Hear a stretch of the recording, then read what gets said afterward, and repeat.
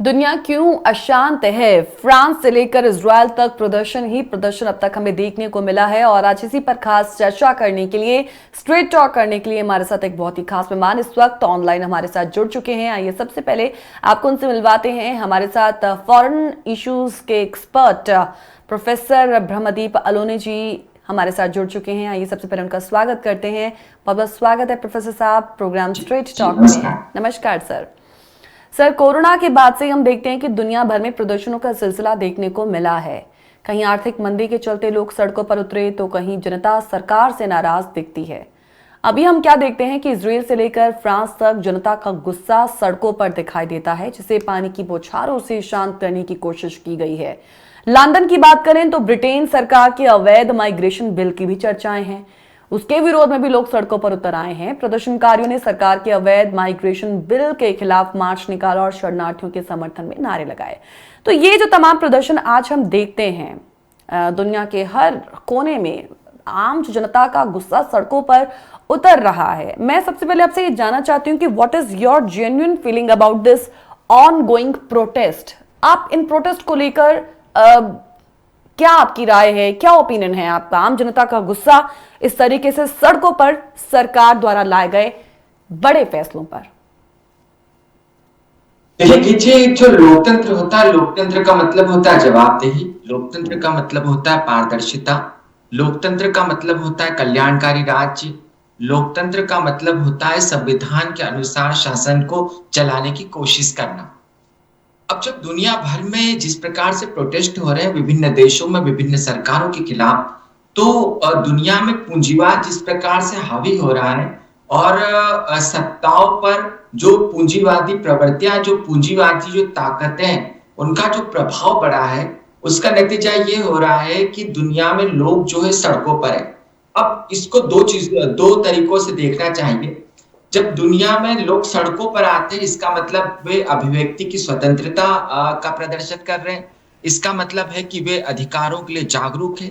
इसका मतलब है कि वे सत्ताओं की जो तानाशाही प्रवृत्तियां हैं उनको बर्दाश्त करना नहीं चाहते या उसके खिलाफ प्रतिरोध कर रहे हैं। लेकिन दूसरी तरफ यह देखने में आ रहा है कि यदि विकसित राष्ट्रों की बात करें, चाहे इजराइल हो या यूरोप का सबसे बड़ा देश फ्रांस, जो विकसित राष्ट्रों में भी अग्रणी माना जाता है, यदि ऐसे राष्ट्रों में जनता सड़कों पर आकर हिंसक प्रदर्शन करती है, अपनी नाराजगी को इस प्रकार से जताती है, तो दुनिया के जो विकासशील राष्ट्र है, दुनिया के जो पिछड़े हुए राष्ट्र है, दुनिया के जो अर्धविकसित राष्ट्र है, दुनिया के जो गरीब राष्ट्र है या जो दक्षिण के राष्ट्र है, वहां पर क्या प्रभाव पड़ सकता है। और यदि इस तरह फ्रांस जैसे देशों में या इजराइल जैसे देशों में हिंसक प्रदर्शन हो सकते हैं, तो फिर अपने अधिकारों की लड़ाई के लिए जो गरीब राष्ट्र है वहां पर तो गृह युद्ध भड़क सकता है। कुल मिलाकर यह जो स्थिति है, यह बहुत ही कठिन स्थिति है और इस स्थिति को संतुलित करने के लिए संयुक्त राष्ट्र को प्रयास करने की जरूरत है। आपने लोकतंत्र की बात सर कही है, मैं इसी स्वरूप को समझना चाहती हूँ। ये दुनिया के किसी भी देश से जुड़ा हुआ सवाल हो सकता है। सरकार, कोई भी सरकार के किस स्वरूप को हम या आप लोकतांत्रिक कहेंगे? क्या चुने हुए शासक लोकतंत्र में अपनी मर्जी से सब कुछ कर सकते हैं, या लोकतांत्रिक सरकार के लिए कुछ जो लिमिटेशंस हैं, कुछ जो लक्ष्मण रेखाएं हैं, उनमें बंद कर काम करना जरूरी है? और सवाल ये भी कि क्या लोकतांत्रिक शासन व्यवस्था को नागरिकों के कुछ अधिकारों का सम्मान करना चाहिए, जो कि एक्चुअल में हो नहीं रहा है? एक्चुअल स्थिति क्या है, वास्तविकता क्या है? जी, बेशक आपने बहुत ही दिलचस्प प्रश्न पूछा है।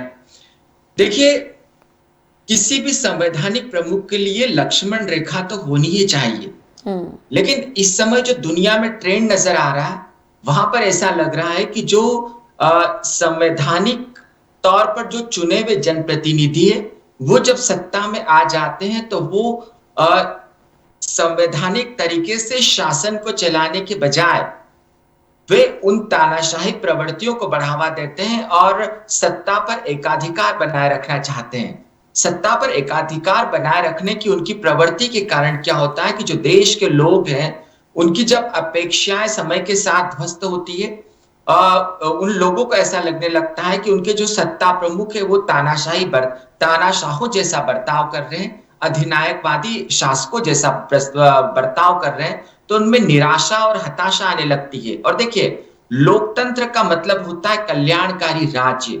बहुत स्पष्ट है कि आपके देश में, जिस भी देश के आप सत्ता प्रमुख हैं, आप संविधान के अनुसार बर्ताव करें, आप जनप्रतिनिधि के अनुसार बर्ताव करें, आप लोक सेवक के अनुसार बर्ताव करें, न कि आप देश के शीर्ष नेतृत्व के तौर पर अपने आप को देश का प्रमुख और ऐसा प्रमुख बताने की कोशिश करें जो आक्रामक हो।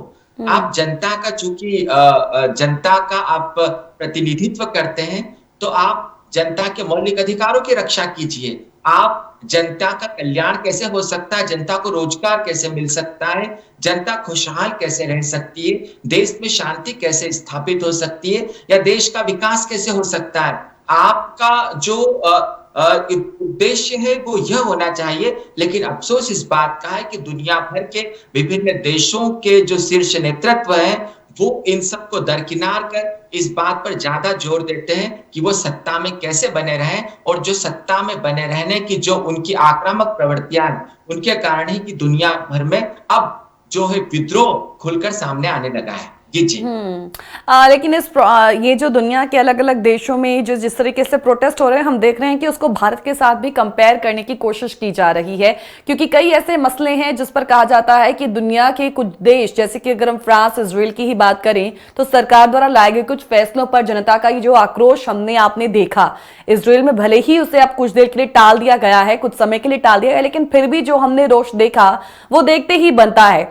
अब उन प्रोटेस्ट को भारत की जो जनता है उसके साथ कंपेयर करने की कोशिश की गई है कि सरकार द्वारा लाया गया कुछ भी कहें जो फैसला होता है उसमें जनता का जो है वो इस तरीके का रोष हमें देखने को नहीं मिलता है। इसलिए वो स्टार्टिंग में जो मैंने बिगनिंग में एक बात कही थी कि राम मनोहर लोहिया ने कहा था कि जब जो जनता है वो अशांत हो जाए तो इट मीन्स कि वो किसी भी देश के लिए जो है वो घातक परिस्थिति हो सकती है। अगर हम इन ऑनगोइंग प्रोटेस्ट को कंपेयर करें भारत सरकार द्वारा लिए गए कुछ फैसलों की और उस पर आम जनता की प्रतिक्रिया की, जो हमें एक्चुअल में देखने को मिलता नहीं है, आप उसे किस तरीके से समझाएंगे? देखिए कि कोई भी देश हो, भारत या कोई भी देश हो, वहां पर सरकार के ऐसे निर्णय जो जनता को स्वीकार नहीं है, उनके खिलाफ यदि जनता सड़कों पर आती है, यदि जन आंदोलन होते हैं, तो इसको सत्ताओं ने भी स्वीकार करना चाहिए, और सत्ता ने न केवल स्वीकार करना चाहिए लेकिन उसमें बदलाव के लिए भी तत्पर होना चाहिए। ऐसा नहीं है कि भारत में जनता सड़कों पर नहीं उतरती। आप देखिए, किसान आंदोलन में जनता सड़कों पर उतरी, अन्ना का जो आंदोलन हुआ था, भ्रष्टाचार के खिलाफ जो आंदोलन हुआ था, उसमें जनता सड़कों पर उतरी है। और भारत की जो जनता, भारत का जो एक वर्ग था, जी, भारत का जो इतिहास रहा है, तो भारत में जनता सड़कों पर उतरी है, चाहे वो पर्यावरण के आंदोलन हो, चाहे वो जातीय आंदोलन हो, चाहे वो रोजगार के आंदोलन हो, चाहे वो भ्रष्टाचार के आंदोलन हो, जनता सड़कों पर उतरी है। लेकिन आज की अगर परिस्थिति की बात करें, जी, वर्तमान परिस्थिति में भी जनता सड़कों पर उतरकर विरोध करती है। आप देखिए, हमारे देश में अभिव्यक्ति की आजादी है, और देश के विभिन्न भागों में इस मामले को लेकर जनता कई मुद्दों पर सड़कों पर उतरी है। अभी भी देश में जो आंदोलन होते हैं, आप देखिए ना, आप दिल्ली को ले लें, आप दिल्ली में कभी भी देख लें, तो वहां पर रामलीला का जो मैदान है, रामलीला का जो मैदान है, वहां पर आपको प्रदर्शनकारी मिल जाएंगे। अभी हाल ही में जो प्रदर्शन है, राजघाट पर आप देखिए, जो राहुल गांधी वाला मुद्दा था 2 दिन पहले, तो राजघाट पर लोग इकट्ठा हुए और वहां पर उन्होंने प्रदर्शन किया। तो जनता जो है वो प्रदर्शन करती। लेकिन यदि आप फ्रांस की बात करें या इजराइल की बात करें, तो वहां पर इसलिए इन प्रदर्शनों की ज्यादा चर्चा हो रही है क्योंकि ये जो दोनों राष्ट्र है, विकसित राष्ट्र है, और इन्होंने, इन जो देशों के जो लोग हैं, उन्होंने दुनिया के सामने एक नजीर पेश की है कि जब आपके जो अधिकार हैं, आपके अधिकारों पर जब अधिग्रहण करने की कोशिश की जाए, जब आपके अधिकारों को रोंदा जाए सत्ता के द्वारा, तो कैसा प्रतिरोध होना चाहिए। अब देखिए, आप फ्रांस की बात कर लिए, करते हैं यदि, तो फ्रांस के लोगों का कहना है कि आप मतलब आपने जिंदा रहने की उम्र क्या तय कर रखी है, आप रिटायर्ड कब करना चाहते हैं?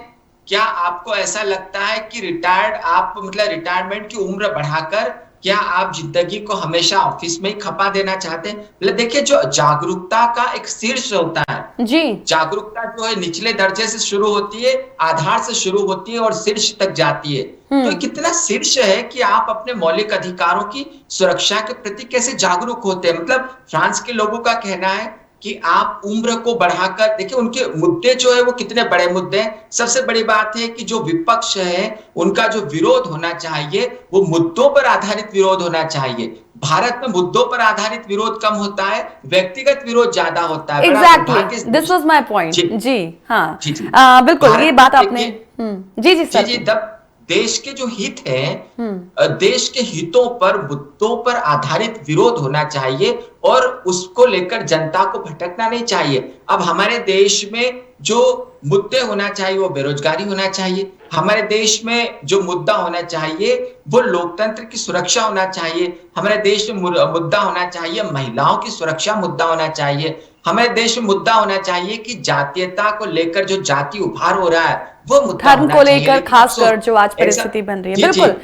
बड़ी दिलचस्प बातें आपने ब्रह्मदीप जी रखी हैं। मैं चाहूंगी इसे हम आगे कंटिन्यू जरूर करें और उस संदर्भ में भी हम बात करें जो इजराइल और फ्रांस के साथ जुड़ा हुआ है। हालांकि आपने बात कुछ रखी लेकिन उससे विस्तार से हम समझेंगे। एक छोटे से ब्रेक के लिए फिलहाल रुक रहे हैं, तुरंत लौटेंगे प्रोग्राम स्ट्रेट टॉक में।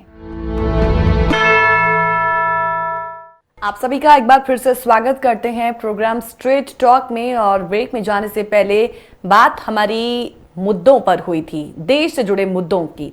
मुद्दों पर आधारित डेमोन्स्ट्रेशन होनी चाहिए, व्यक्तिगत नहीं बल्कि देश और देश की जनता के साथ जुड़े होने चाहिए।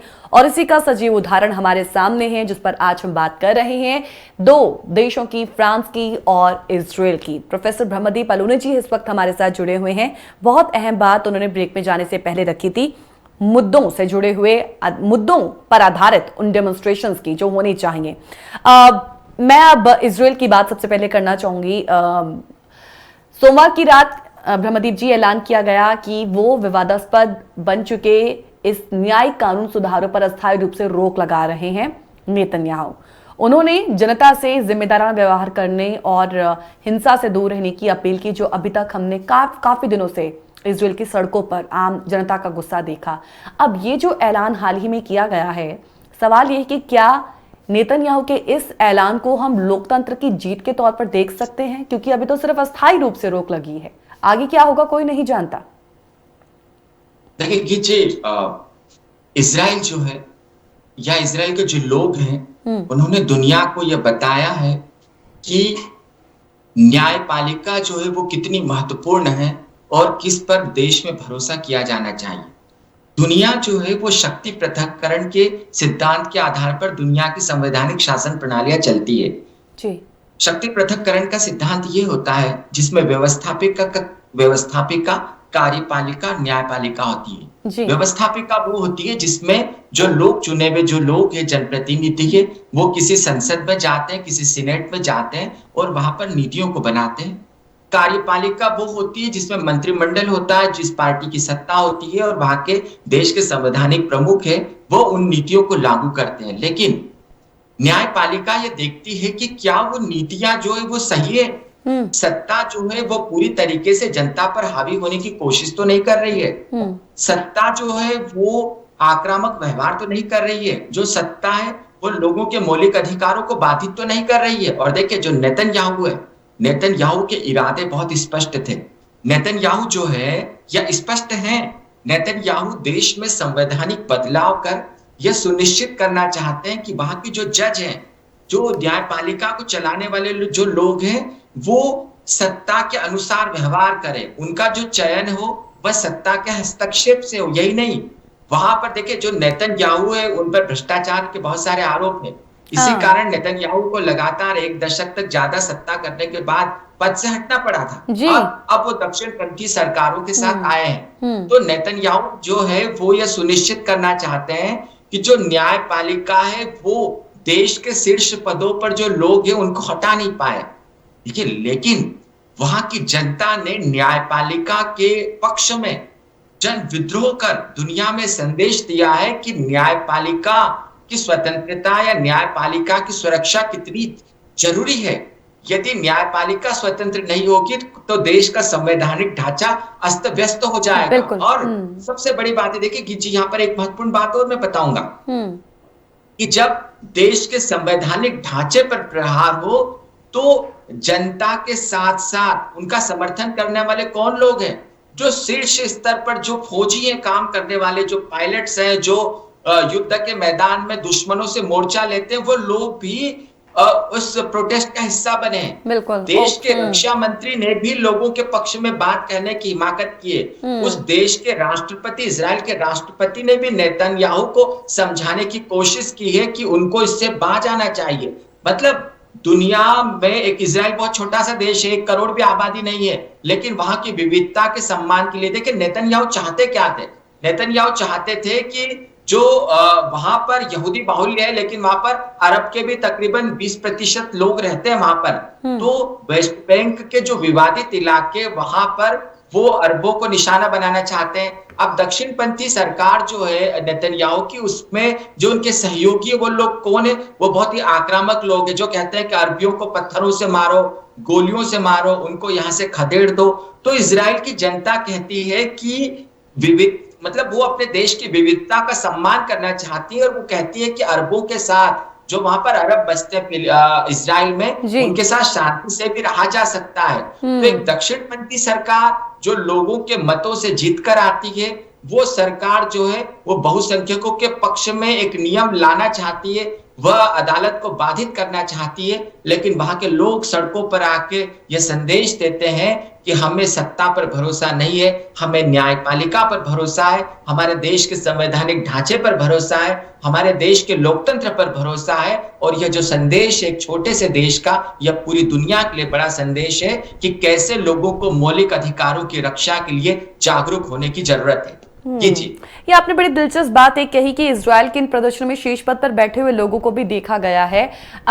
एक और इस सवाल जो है जो मेरे जहन में आया वो मैं आपसे जरूर करना चाहूंगी। देखिए, जो जनता होती है वो वोट देकर अपना प्रतिनिधि चुनती है और उसी से ही सरकार बनती है। सरकार जो है वो जो देश चलाती हैं। हालांकि कुछ ऐसी व्यवस्थाएं हैं हर एक देश में जो लोग हैं उनके हितों को देखती है, जो उन्हें अधिकार दिए गए हैं वो उन अधिकारों से जनता जो है वो वंचित ना हो, इसकी जो है वो देखरेख करती है। आपने शीर्ष पद, वो टर्मिनोलॉजी का इस्तेमाल किया है, अक्सर कहा यह भी सुनने को मिलता है आजकल, लेकिन भारत के संदर्भ में ये बात कहूंगी, ना प्रशासक यानी कि ना देश को चलाने वाले और ना ही वो व्यवस्थाएं देश को एक्चुअल में चलाती हैं, शीर्ष पद पर बैठे हुए जो हैं वो देश को चलाते हैं। आप इसे किस तरीके से समझाएंगे? भारत के संदर्भ में ये बात रखिएगा। देखिए, भारत के संदर्भ में गिजी सबसे अच्छी चीज यह है कि हमारे यहाँ पर जो सत्ता का समय है या जो 5 सालों में चुनाव होते हैं, वो लगातार चुनाव होते रहे हैं। और जनता को यदि ऐसा लगता है कि सरकारें सही तरीके से व्यवहार नहीं कर रही है, तो जनता अपने वोट के जरिए जवाब देती है। इस देश में बहुत शक्तिशाली प्रधानमंत्री हुए हैं, शक्तिशाली मुख्यमंत्री हुए हैं, बहुत ही लोकप्रिय नेता हुए हैं, लेकिन उनको जनता ने जो जवाब दिया है उनको मुंह की खानी पड़ी, कई मोर्चों पर मुंह की खानी पड़ी है। तो हमारे यहाँ पर जो जनता का जो सोच है वो व्यापक समय देती है, वह शासन करने का समय देती है, वह शासन जो शीर्ष पद है उन पर भरोसा जताती है, लेकिन वह किसी भी स्तर पर उन्हें खारिज भी कर देती है। तो इसी कारण जो हमारा लोकतंत्र है वो दुनिया के सामने नजीर पेश करता है। और हमारे देश की जो विविधता है, देखिए हमारे देश में बहुत विविध, आप पूर्वोत्तर का क्या मसला है उससे दक्षिण की तुलना नहीं कर सकते, और उत्तर भारत में क्या हो रहा है उसका दक्षिण से कोई सरोकार नहीं है। तो हमारे यहाँ पर अलग अलग लोग हैं, अलग अलग उनकी मांगे हैं, कहीं पर क्षेत्रीयवाद है, कहीं पर भाषावाद है, कहीं पर जातिवाद है।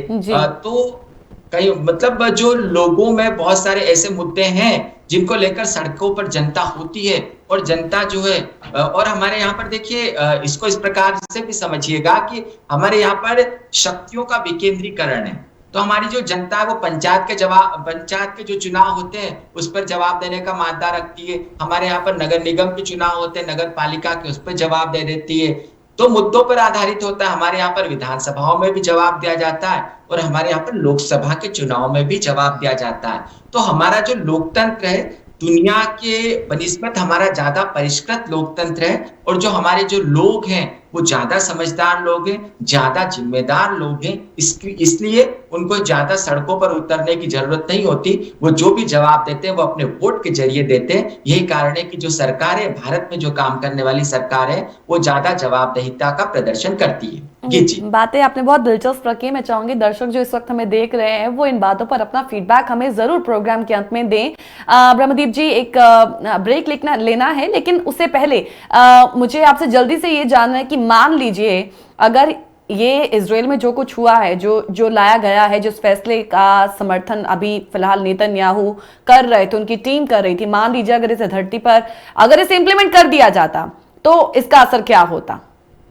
देखिए, इसका असर यह होता कि नेतन्याहू जो है, नेतन्याहू के पास अपार शक्तियां होती। नेतन्याहू भ्रष्टाचार के सारे आरोपों को खारिज करवा लेते। जो नेतन्याहू की जो सहयोगी दक्षिण पंथीय पार्टियां हैं वो अरब जो लोग बसते उनको निशाना बनाती, और इसका परिणाम यह हो सकता है कि मध्य पूर्व में हिंसक संघर्ष प्रारंभ हो जाते, ज्यादा जो तीव्रता होती, और एक प्रकार का दुनिया में सांस्कृतिक जो दूरियां हैं वो बढ़ जाती, और इसके जो परिणाम है वो दुनिया भर में देखने को मिलते। हो सकता है कि दुनिया के विभिन्न देशों में जो बसने वाले यहूदी है वहां पर जो अन्य धर्मावलंबी है वो उन्हें निशाना बनाने लगते। जैसे आप मुंबई ब्लास्ट के तौर पर ले ले, जहां पर यहूदियों का जो धार्मिक जो स्थान था उसको जाके निशाना बनाया गया हो।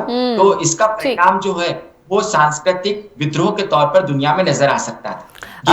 हमारी जनता जो है, हमारे जो दर्शक है, वो अच्छे से जानती होगी जब इजराइल की बात होती है तो वहां पर ब्रह्मदीप जी अक्सर कहा जाता है कि वहां पर कोई लिखित एक संविधान नहीं है।